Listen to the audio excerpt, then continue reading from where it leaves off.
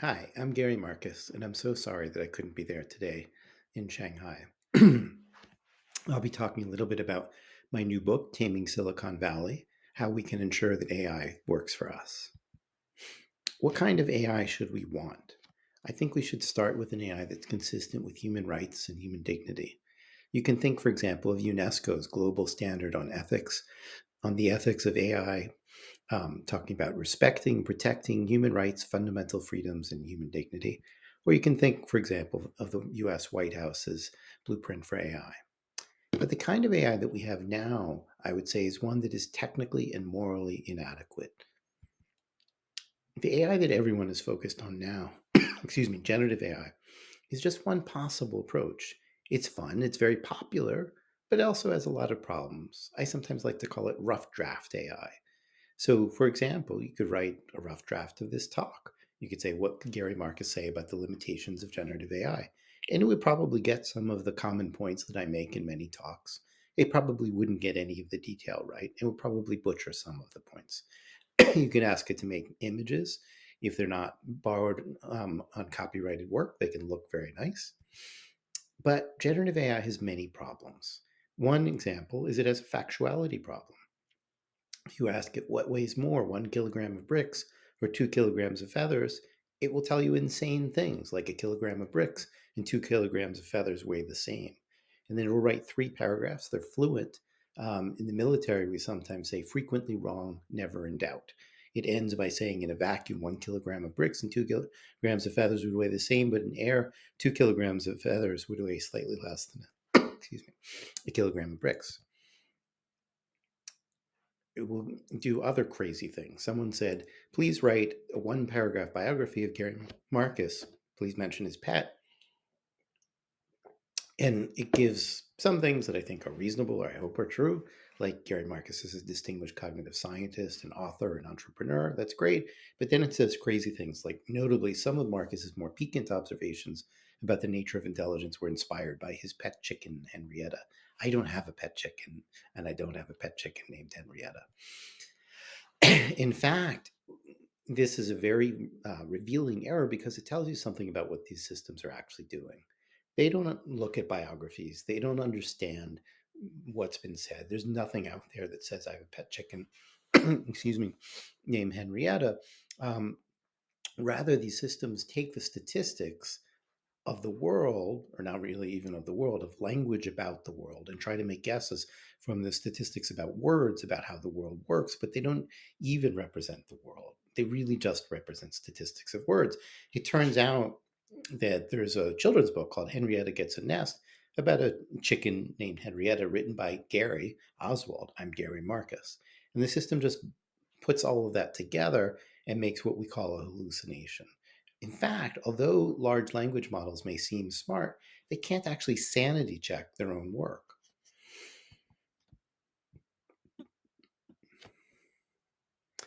Adding things like multimodality and grounding in images has in no way solved these problems. I've been critical of statistical models like large language models and their predecessors for over 2 decades since my 2001 book, The Algebraic Mind. And what I've often heard is, well, we'll make these systems better simply by adding in visual data, by grounding them, or something like that. That's not really working. Now that we have multimodal models, we're continuing to see the same kinds of errors that we always did. Here, for example, the system says that this image is an octagon and it isn't really, or it misreads a clock. Even the latest OpenAI model still does this. So you say, who was the first elephant to swim across the English Channel? And you can see the answer here. Instead of saying, I don't know, or no elephant could swim across the English Channel, that's absurd, it makes something up. And what it makes up sounds plausible, but it isn't true. The first elephant to swim across the English Channel, it says, was Jumbo, an Indian elephant. Jumbo made the historic swim in 1959, starting from Calais and arriving at Dover as part of a publicity stunt arranged by a circus owner. It's completely grammatical. It's also completely false. Generative AI also has a bias problem. So, for example, portray all leaders as white males. There's discrimination in hiring and so forth. This is a problem that we've known about for a decade, and yet there's really no solution so far. Generative AI also has a plagiarism problem. So here's some output from GPT-4 on the left, actual text from the New York Times. Everything in red is basically stolen from the New York Times. These systems reconstruct statistics based on all of the data that they've seen. If they've seen multiple versions of a story, then the words exempted from regulations, subsidized, blah, blah, blah, all just flow out of it because that's what the statistics are.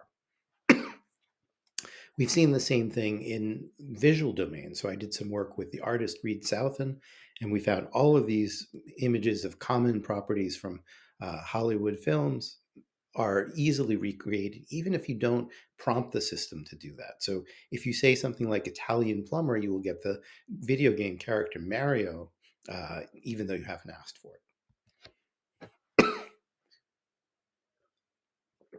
I would call the AI that we have today unstable AI. It's unanchored in reality. And that brings many risks.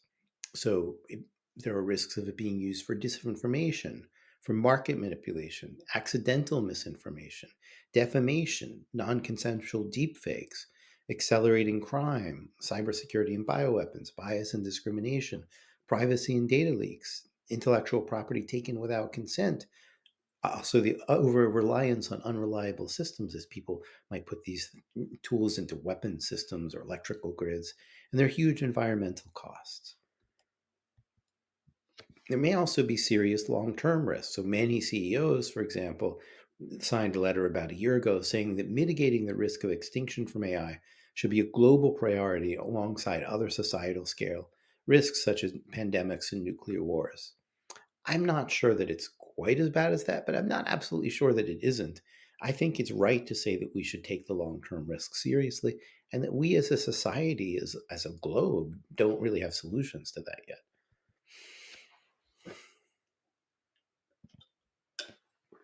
I've made many recommendations for policy. I'm not completely familiar with the policies in China. The rest of the talk will really be about my understanding of the US.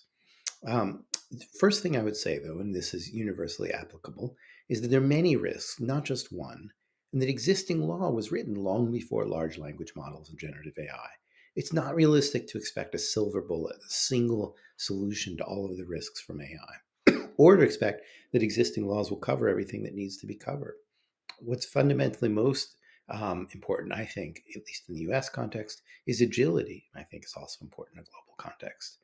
We also need transparency. We need full accounting of what data is used to train models, full accounting of all AI related incidents as they affect bias, cybercrime, election interference, market manipulation, and so forth. We need full disclosure of all the testing that's taken place internally.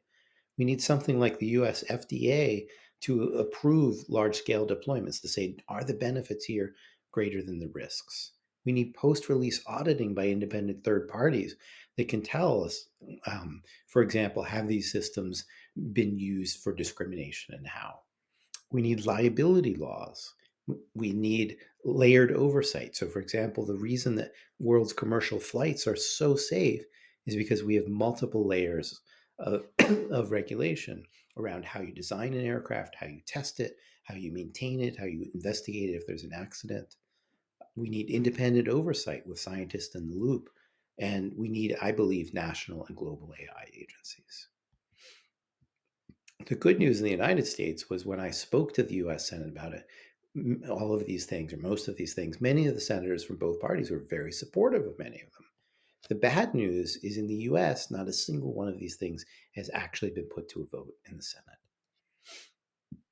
Really, I'm afraid that what we need to talk about is not the science here, but the money and the context that's driving things. We have to recognize that the interests of technologists do not necessarily align with the interests of humanity. There was a cartoon where leaders from many countries said, we declare AI to be potentially catastrophic.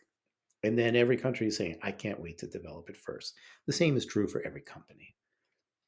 We shouldn't be letting the big tech companies decide everything for humanity. So, for example, open source may pose risks. Some people like it, some people don't. I think it's a very difficult question. I don't know the right answer myself. But what I would say is it shouldn't be just up to the people who run Meta, Mark Zuckerberg, to decide everything for humanity, but that's actually what's happening.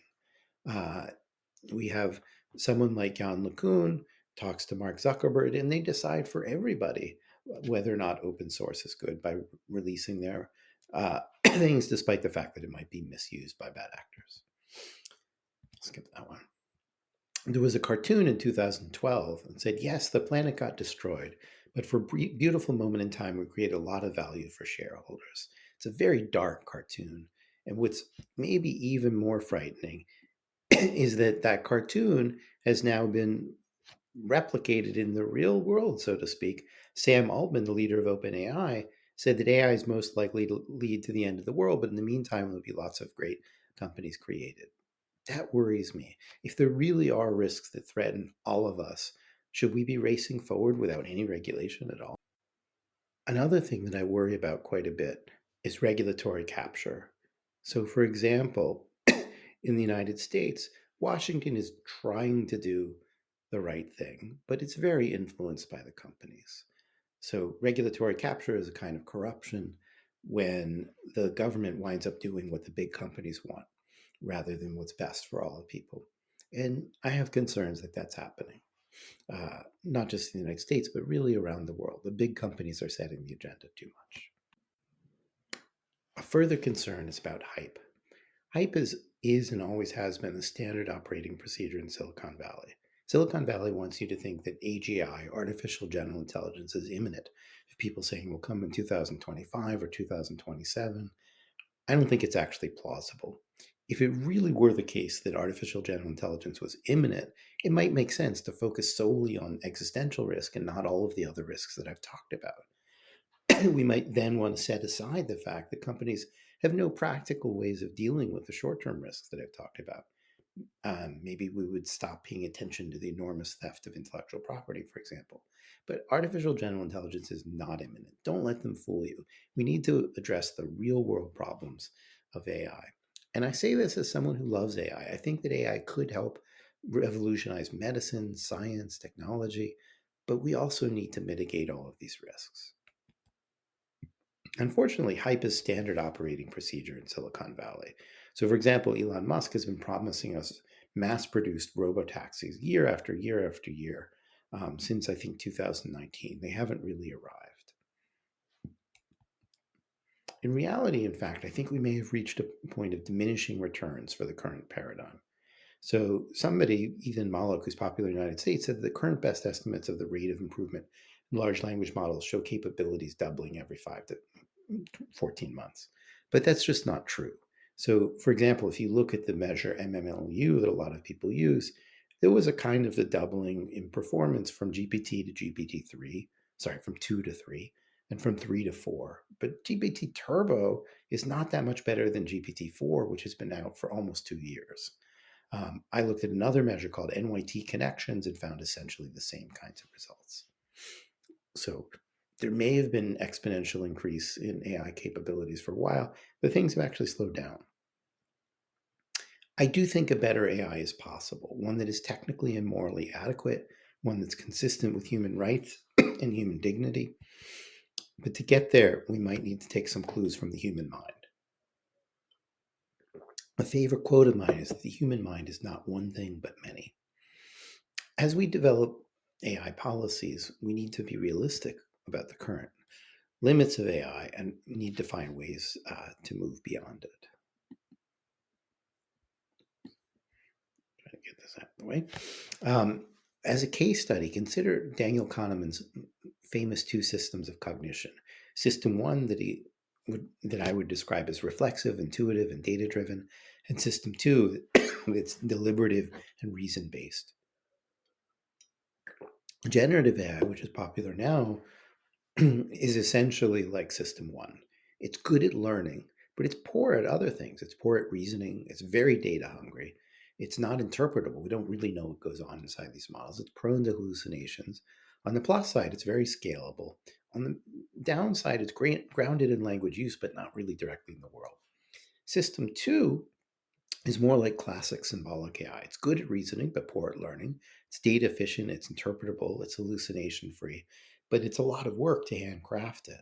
It is grounded in facts. The truth is, neither of these two approaches has worked on its own. And I think that leads to a straightforward conclusion, which is the human mind combines both, and AI needs to do the same. AI has tried to make do with one or the other, but with poor results. We've had a lot of intellectual animosity between neural networks and symbolic AI, with lots of fights over grants and resources and prestige, which have delayed the field maybe by decades. If we can figure out how to build an AI that combines the best of both worlds, we can create an AI that is learnable, data efficient, interpretable, reliable, verifiable, and grounded in facts, and one that's capable of reasoning about human values. A few companies own System 1, but it's not too late to develop a new approach to AI that can be a public good working for the public interest.